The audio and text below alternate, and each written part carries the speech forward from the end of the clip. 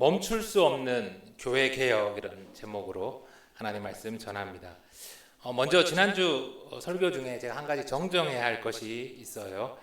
느헤미야가 이스라엘의 지도자들을 이렇게 두 편으로 나누어서 한쪽은 에스라를 따라서 이렇게 성벽 위를 뒤를 따라가게 하고, 다른 편은 느헤미야를 따라서 이제 성벽 위를 대오를 지어 이렇게 갔다고 했는데 제가 실수로 잘못 전했습니다. 한쪽을 에스라가 이렇게 인도해서 가게 한 것은 맞는데 다른 쪽은 느헤미야가 인도하지 않았어요. 모든 것을 계획하고 또 진행하고 또 그는 앞장설 수 있는 총독의 자리에 있었지만 느헤미야는 제사장이 아니었기에 다른 지도자들처럼 이 뒤를 이렇게 따라갔습니다. 성벽 공사를 수행한 그 명단을 작성할 때도 자기 이름을 이렇게 내세우지 않고, 또 성벽 위를 행차할 때도 앞장서지 않는, 그러나 모든 하나님의 일을 되게 할 때 누구보다 애쓴 그 느헤미야의 모습을 보면서 다시 한번 참 도전이 됩니다. 우리 교회에 이 느헤미야와 같은 하나님의 사람들이 정말 많이 나왔으면 좋겠습니다. 오늘 느헤미야 말씀은요, 이 느헤미야서의 이제 마지막 말씀인데요. 10장 1절부터 이 3절까지는 그 지난주 성벽 봉헌식에 이렇게 이어지는 말씀이에요. 그래서 오늘은 4절부터 그 뒤에 말씀을 우리가 보았는데요. 이 3절과 4절 사이에는 많은 시간의 간격이 있습니다. 6절을 먼저 한번 다시 들어볼게요. 그때에는 내가 예루살렘에 있지 아니하였느니라. 바벨론 왕 아닥사스다 32년에 내가 왕에게 나아갔다가 며칠 후에 왕에게 말미를 정하고. 그때가 언제냐고 하면 이 아닥사스다 왕 32년이에요. 느헤미야가 수상궁에 있다가 이 예루살렘으로 총독으로 와서 성벽을 새로 건설할 때가 언제냐 하면 느헤미야 2장 1절에 보면 아닥사스다 왕 제12년 니산월이라고 잘 나오죠. 그러니까 오늘 말씀은요, 이 느헤미야가 예루살렘의 총독으로 와서 이 성벽을 재건한 이후에 대략 한 12년이 지나고 난 뒤의 이야기입니다. 그런데 느헤미야가 아닥사스다 왕의 신임을 한 몸에 받는 그 술관원으로 이렇게 있었잖아요. 그랬기에 느헤미야가 예루살렘의 총독으로 왔지만 아마도 12년 내내 예루살렘에 머물지는 아마 못했을 거예요. 왕의 곁을 그렇게 오래 비우어서는 안 되죠. 예루살렘이 거룩한 성, 하나님의 성전이 되도록 최선을 다한 후에 아마 느헤미야는 한동안 수상궁으로 이렇게 돌아갔었던 것으로 보입니다. 어쩔 수 없이 예루살렘을 떠나서 수상궁으로 돌아가 있지만 느헤미야의 마음이 어디에 있었을까요? 52일 만에 성벽이 재건되고 예배가 회복되고 예배할 하나님의 백성들이 이주한 거룩한 성, 하나님의 성전, 그 예루살렘에 느헤미야의 마음이 늘 있었을 거예요. 그러던 중에 마침 기회가 다시 생기자 느헤미야는 왕에게 이제 양해를 구하고 다시 예루살렘으로 오게 된 거죠. 그렇게 예루살렘에 돌아와서 바라본 이 예루살렘의 그 모습이 어땠냐면요, 4절부터 한번 들어볼게요. 이전에 우리 하나님의 전의 방을 맡은 제사장 엘리야십이 도비야와 연락이 있었으므로 도비야를 위하여 한 큰 방을 만들었으니 그 방은 원래 소재물과 유향과 그릇과 또 레위 사람들과 노래하는 자들과 문지기들에게 11조로 주는 곡물과 새 포도주와 기름과 또 제사장들에게 주는 거제물을 두는 곳이라. 여기서 하나님의 전에 그 방을 맡았다는 이 제사장 엘리야십은 대제사장 엘리야십일 수도 있고요, 대제사장 엘리야십 가문의 다른 제사장 자녀 중 한 명일 수도 있어요. 어쨌든 이 성전의 모든 헌금을 맡은 굉장히 중요한 제사장이었죠. 그런 제사장이 어떻게 했어요? 느헤미야와 이스라엘을 그렇게 괴롭혔던 대적 산발락과 도비야 할 때 바로 그 도비야에게 이 연락이란 말은 카로브라는 히브리어로 이 단순히 소식을 주고받은 것이 아니라 혼인을 통해서 아주 친밀한 관계를 맺었다는 거예요. 이 제사장 엘리야십은요, 도비야와 그렇게 가까운 관계가 되는 것에 그치지 않고 원래 소재물과 11조와 거제물들을 두었던 이 성전 방들을 크게 개조해서 도비야를 위한 큰 방으로 만들었어요. 이게 무슨 말이냐면 제사장이 하나님의 거룩한 성전이 되어야 할 곳에 하나님의 대적 도비아가 뱀처럼 또아리를 틀 수 있게 그렇게 해준 것이죠.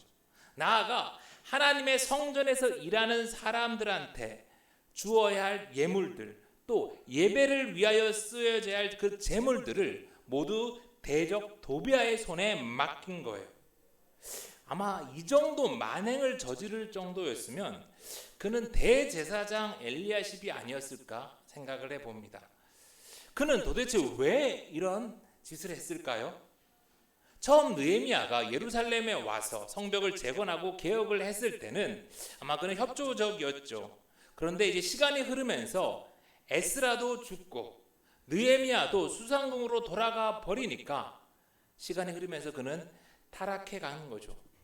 그래도 명세기 제사장이라 이 성전 헌금을 마음대로 이렇게 착복해서 쓰지는 못하니까 그 중간에 이 도비아를 이렇게 끼워 넣어가지고 그렇게 유용하게 된 거예요. 요즘 타락해간 이 한국 교회와 너무 비슷하지 않나요? 그 서울의 M교회는 목사가 장로랑 둘만 아는 그 800억짜리 비밀 통장을 가지고 있다가 그만 그 장로의 자살로 세상에 그 존재가 드러나게 되었죠. 어디 그 통장 하나뿐이었을까요? 수많은 비리를 감추기 위해서 목사와 그의 추종자들은 세습을 금지하는 우리 교단의 법까지 다 무시하면서 아들한테 교회를 물려줍니다. 그리고 급기야 이번에 있을 총회에서는 그 세습 금지법마저 폐기시키려는 안건을 올려놓았어요. 그 교회 장학생으로 유학을 다녀왔고 그 교회의 도움으로 총회장까지 된 목사가 그 교회를 돕다가 이번에 불륜이 발각되었는데 자기는 끝까지 10여 차례 모텔에서 상담을 한 것이라 박박 우기죠. 그런데도 그 목사에 대해서 교회는 전별금 9억 원을 주기로 하고 마무리 짓는데요. 너무나 부끄러운 오늘 한국 교회의 모습입니다. 성도 여러분, 우리 교회가 참 작은 교회, 작은 재정이지만 투명하게 공개하고 운영하려고 하는 이유는 저 또한 언제든지 제사장 엘리야십과 같이 타락할 수 있기 때문이에요. 통장에 80만 원이 있을 때부터 재정을 투명하고 그렇게 운영을 해야지 통장에 800억이 있어도 제가 부끄럽지 않은 목사가 되고 우리 교회가 거룩한 교회가 될 것이니까요. 제사장의 타락과 그로 인해서 엉망이 된 그 성전을 본 느헤미야가 어떻게 하냐면요. 8절 말씀입니다. 내가 심히 근심하여 도비아의 세간을 그 방 밖으로 다 내어 던지고 명령하여 그 방을 정결하게 하고 하나님의 전의 그릇과 소재물과 유향을 다시 그리로 들여놓았느니라. YLR 메오드 내가 심히 근심하여라고 이 한글 번역이 되어 있는데요. 좀 이게 많이 아쉬워요. 이 표준 세 번역으로 다시 제가 읽어드릴게요. 나는 몹시 화가 나서 도비아가 쓰는 방의 세간을 다 바깥에 내던지고 몹시 화가 나서 느헤미야는 그저 속으로 심히 근심한 게 아니라 몹시 화를 내며 도비아 방의 그 세간을 성전 밖으로 다 집어 던져버렸다는 거예요. 그렇게 성전을 다시 깨끗게 했어요. 오늘 느헤미야의 모습을 보면서 떠오르는 분이 한 분 계시지 않습니까? 마태복음 21장 12절 예수께서 성전에 들어가사 성전 안에서 매매하는 모든 사람들을 내쫓으시며 돈 바꾸는 사람들의 상과 비둘기 파는 사람들의 의자를 둘러 엎으시고 오염된 성전을 보고서 분노하시고 둘러 엎으시는 우리 예수님의 모습이 떠오릅니다. 여러분, 만사에 온유하고 만사에 참는 게 옳은 것은 아닙니다. 나의 자존심이나 나의 이익에 대한 문제라면 우리 성도는 온유해야지요. 참아야지요. 더구나 영혼 구원을 위해서라면 우리는 더 손해보고 더 참고 더 인내해야 합니다. 그러나 그것이 아니라 하나님의 성전이 죄로 더럽혀질 때, 하나님의 나라가 죄로 오염되는 그런 것을 볼 때 느헤미야도 예수님도 분노했고 집어 던졌고 둘러 엎으셨어요. 하나님의 성전이 더럽혀지는데, 하나님의 나라가 죄로 오염되는데 그걸 보고도 그 사람과의 관계나 다른 사람의 시선 때문에 동조하고 침묵해 버린다면 하나님은 우리가 어려운 일을 당할 때도 가만히 보고만 계실 수 있어요. 9절 말씀 계속 볼게요. 명령하여 그 방을 정결하게 하고 하나님의 전의 그릇과 소재물과 유향을 다시 그리로 들여놓았느니라. 느헤미야는 성전이 그렇게 된 꼴을 보고 가만히 있지 않고 명령합니다. 여러분들에게 혹시 힘이 있다면 그건 하나님의 나라를 지키라고 주신 힘일 거예요. 타락한 제사장과 도비아와 같은 이들이 가득한 이때 하나님의 성전을 다시 정결케 하고 하나님 나라를 회복시키는 이 시대의 느헤미야가 정말 필요합니다. 우리 예수생명의 모든 성도들 그런 느헤미야와 같은 사람들 다 되기를 간절히 소망해요. 느헤미야가 본 이 엉망이 된 예루살렘의 두 번째 모습입니다. 10절에 내가 또 알아본즉 레위 사람들이 받을 몫을 주지 아니하였으므로 그 직무를 행하는 레위 사람들과 노래하는 자들이 각각 자기 밭으로 도망하였기로. 이스라엘 백성들이 이 11조를 하지 않자 이 성전의 곳간은 텅 비게 됩니다.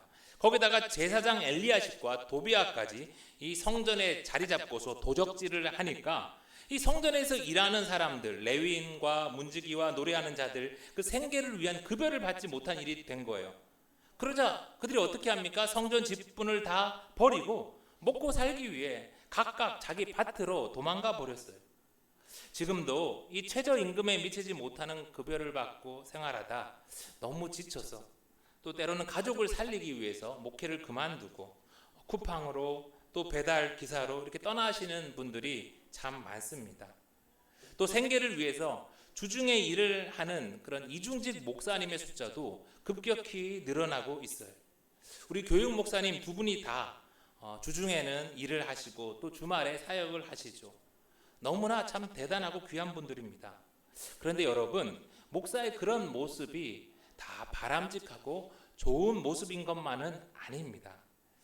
주중에 일을 하면서 주말에 목회를 하는 한 친구 목사님이 제게 한 말이 아직 잊혀지지가 않아요. 김 목사, 내가 언제까지 이 개미 지옥에서 버틸 수 있을지 모르겠어. 진심을 담아 그런 얘기를 하시는데 정말 너무 마음이 아팠어요. 여러분, 목사도 똑같은 사람인데 어떻게 두 가지 일을 다 잘할 수 있을까요? 물론 간혹 너무나 능력이 탁월해서 두 가지 일을 다 잘 해내시는 분도 있지만 교회가 목사를 청빙했다면 교회는 목사가 먹고 살기 위해서 세상에 눈 돌리지 않도록 책임을 다해야 하죠. 레위인들이 생계를 위해 받아야 할 이 급여를 받지 못해 이 성전을 버리고 자기 직분을 버리고 자기 밭으로 먹고 살기 위해 다 도망가 버리자 느헤미야는 어떻게 합니까? 11절 내가 모든 민장들을 꾸짖어 이르기를 하나님의 전이 어찌하여 버림바 되었느냐 하고 곧 레위 사람을 불러 모아 다시 제자리에 세웠더니. 느헤미야가 도망간 레위인들을 잡아다가 꾸짖은 게 아니라 노래하는 자들을 문지기들을 잡아다가 꾸짖은 게 아니라 누구를요? 모든 민장들, 지도자들을 먼저 꾸짖었대요. 교회 장로, 권사, 집사들을 먼저 꾸짖었다는 거예요. 교회 지도자들은요 11조가 잘 거치고 잘 쓰이도록 해야 할 책임이 있습니다. 어떤 교회는 보면요 담임 목사는 막 억대 연봉을 받는데 부목사에게는 최저임금을 줘요. 그런데 장로, 집사들이 그걸 보고만 있어요. 어떤 교회는 성도들이 11조를 하지 않아서 목사들이 최저임금도 받지 못하는데 목사는 청빈하게 살아야 한다며 그냥 그렇게 살도록 내버려 둡니다. 그러면서 자기들은 뭐 좋은 집에서 잘 먹고 잘 살죠. 이런 모습 역시 하나님이 주시는 복을 다 발로 차는 어리석은 행동입니다. 목사가 돈 벌러 가야 하면 언제 하나님 말씀을 준비하겠어요? 목사가 돈 벌기 바쁜데 언제 성도들을 위해서 기도하겠습니까? 성도들이 11조 안 하면요 레위인들은 도망갈 수밖에 없어요. 부목사님들은 다 사라집니다. 그러면 교회 학교가 문 닫고 예배가 사라지고 결국 교회도 문 닫게 되고 교회 주인 되신 예수님께 다 꾸중을 듣는 것이죠. 제사장이 타락하고 백성들이 11조를 하지 않고 레위인과 노래하는 자들이 성전에서 사라지니까 그 다음 이스라엘이 어떻게 되는지 아세요? 15절입니다. 그때 내가 본즉 유다에서 어떤 사람이 안식일에 술투를 밟고 곡식단을 나귀에 실어 운반하며 포도주와 포도와 무화과와 여러 가지 짐을 지고 안식일에 예루살렘에 들어와서 음식물을 팔기로 그날에 내가 경계하였고 11조가 없으니 레위인들이 사라지고 레위인들이 사라지니 다시 백성들은 하나님의 말씀을 배우지 못하고 이제 백성들이 급기야 안식일까지 저버리게 되는 거예요. 그렇게 이스라엘이 하나님의 백성 되기를 포기하니까 이젠 예루살렘 성에 이방인들까지 막 안식일에 들어와서 장사하게 되는 것이죠. 거룩해야 할 하나님의 성전이 그만 더러운 장사터가 되어버린 겁니다. 교회가 타락하면 교회 안에 돈에 관계된 이 사업이 참 많아지더라고요. 온갖 장사터가 생겨나요. 대표적인 게 건축 사업입니다. 예배당 건축, 무슨 교육관 건축, 나중에는 하다 산속의 기도원, 묘지와 낙골 땅, 뭐 갖가지 사업을 합니다. 그러면서 50억이면 지을 수 있는 건물에 막 100억이 들어가요. 그런 가운데 돈 벌려는 온갖 장사꾼들이 교회 안에 가득해져요. 그리고 나서 그 피해는 고스란히 성도들에게 큰 빚으로 남게 됩니다. 이런 교회가 지금 한국에 한두 군데가 아니에요. 거룩한 성 예루살렘이 이 모양을 본 느헤미야는 오늘 어떻게 합니까? 17절에 내가 유다의 모든 귀인들을 꾸짖어 그들에게 이르기를 너희가 어찌 이 악을 행하여 안식일을 범하느냐. 이번에도 도망간 레위인보다 먼저 모든 민장들을 꾸짖었던 것처럼 이번에도 느헤미야는 유다의 모든 귀인들을 꾸짖습니다. 왜요? 하나님의 성전 예루살렘이 더러운 장사터가 되게 내버려 둔 이 백성의 지도자들한테 먼저 책임을 물은 거예요. 교회는 목사와 장로에게, 목장은 목자에게, 가정은 부모에게, 하나님은 먼저 그 교회와 공동체가 하나님의 나라인지 장사터가 돼가는지 책임을 물으시는 거예요. 그러니까 교회 모든 리더들은 우리가 양무리의 본이 될 수 있도록 최선을 다해야 합니다. 성도 여러분, 혹시 이런 소리 들리는 분 계세요? 11조만 안 해도 살림이 나아질 거고 가정이 평안해질 거야. 뭐 예배는 나중에 유튜브로 보고 주일에도 더 열심히 일하면 우리 가정이 더 행복해질 거야. 여러분, 마귀, 거짓의 아비 마귀의 그 유혹에 속지 말아요. 아마 더 많은 시간과 더 많은 돈이 다른 곳에서 셀 겁니다. 하나님이 복을 주셔야 사람은 넉넉해질 수 있는 거예요. 하나님이 기쁨을 주셔야 사람은 행복해질 수 있는 것이지요. 그런데 11조와 주일 성수도 안 하는 사람들에게 하나님이 어떻게 하늘의 복과 기쁨을 주실 수 있겠습니까? 그 사람들한테 기다리는 것은 18절 너희 조상들이 이같이 행하지 아니하였느냐. 그래서 우리 하나님이 이 모든 재앙을 우리와 이 성읍에 내리신 것이 아니냐. 그럼에도 불구하고 너희가 안식일을 범하여 진노가 이스라엘에게 더욱 심하게 임하도록 하는도다 하고 그들을 기다리는 것은 하나님의 재앙이랍니다. 느헤미야는 분명히 말해요. 그래서 나라가 망했다. 그래서 바벨론에 잡혀가 그 고생을 했다. 그런데 또 같은 잘못을 반복하면 이번에는 하나님의 진노가 더 심해질 거래요. 그래서 느헤미야는 마지막까지 이스라엘의 11조와 안식일 준수에 목숨을 거는 거예요. 감사하게도 우리 성도님들은 작은 교회임에도 정말 11조와 주일 성수를 열심히 합니다.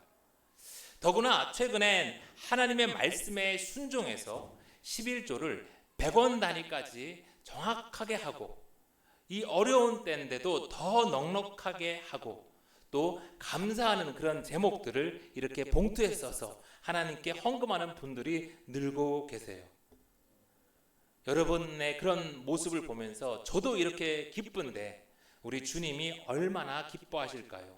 순종하는 우리 성도님들에게 하늘의 복이 찐하게 정말 더 크게 임하실 거예요. 아멘. 제사장과 성전이 타락하고 백성들은 11조를 하지 않고 레위인들은 다 도망가 버리고 급기야 안식일까지 무너지자 그 다음 이스라엘이 어떻게 됩니까? 23절. 그때 내가 또 본즉 유다 사람이 아스돗과 암몬과 모압 여인을 맞아 아내로 삼았는데 그들의 자녀가 아스돗 방언을 절반쯤은 하여도 유다 방언은 못하니 그 하는 말이 각 족속의 방언이므로.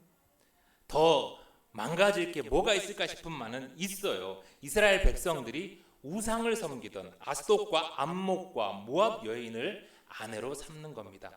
11조를 내어주고 이번에는 안식일을 내어주더니 마지막 급기야 쾌락을 위해서 가정까지 다 내어주는 거예요. 그 결과 우상을 섬기는 이 엄마 아래 자란 아이들은 유대의 말도 못하게 되고 당연히 성경도 하나님도 모르고 그렇게 자라게 되는 거죠. 장로 권사님들을 만나면 이렇게 많이 듣는 기도 제목이 있는데 출가한 이 30, 40대 자녀들의 신앙생활, 걔네들이 좀 교회 가면서 신앙생활 잘했으면 한다는 거예요. 좋은 대학 나와서 좋은 직장 다니는데 잘 사는데 하나 교회를 안 간대요. 그러니 목사님이 좀 기도해줘서 걔들이 교회 좀 나와서 신앙생활하면 소원이 없대요. 참 여러분, 그 부모들이 자녀가 어릴 때 주의를 잘 지키도록 했을까요? 얘야 학원 가. 일단 대학 가야 잘 가야지. 좋은 대학 가고 나중에 교회 가도 늦지 않아. 아마 10중 8구 그랬을 거예요. 그 말 듣고 주일에 학원 다니면서 좋은 대학 간 자녀들이 다 커서 부모 곁을 떠났는데 이제 늙은 부모 말 듣고 교회 갈까요?